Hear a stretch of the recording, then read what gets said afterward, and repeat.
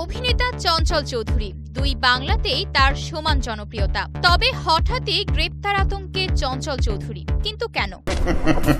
বুঝো না এই ব্যাপারটা।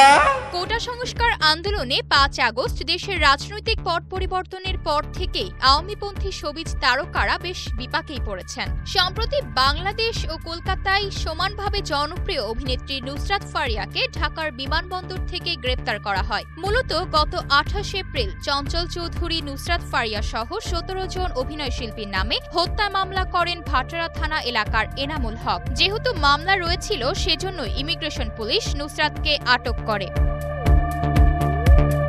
এর পরপরই ভারতীয় গণমাধ্যমের খবরের বরাতে জানা যায়, কলকাতায় একটি সিনেমা সংক্রান্ত অ্যাওয়ার্ড অনুষ্ঠানে অংশগ্রহণ করতে ভারত সফরে যাওয়ার কথা ছিল দুই দেশের জনপ্রিয় অভিনেতা চঞ্চল চৌধুরীর। তবে তিনি যাচ্ছেন না বলেই দাবি করা হয়। গ্রেপ্তার আতঙ্কে রয়েছেন চঞ্চল চৌধুরীও। ভারতীয় গণমাধ্যমের প্রতিবেদনে বলা হয়েছে, কয়েকদিন আগেই সঙ্গীত শিল্পী ও সাবেক সংসদ সদস্য মমতাজ বেগমকে গ্রেপ্তার করা হয়েছে। গ্রেপ্তার আতঙ্কে রয়েছেন অপু বিশ্বাস ও জ্যোতিকা জ্যোতি সহ অনেক শিল্পী।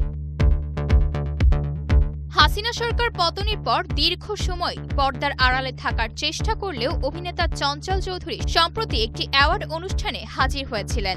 এরপর থেকেই ঘুরে ফিরে আসছে অভিনেতার নাম। এরই মধ্যে জানা গেল, গ্রেপ্তার আতঙ্কে ভারত সফর বাতিল করেছেন তিনি। ভারতীয় গণমাধ্যমের বরাতেই উঠে এসেছে এই তথ্য।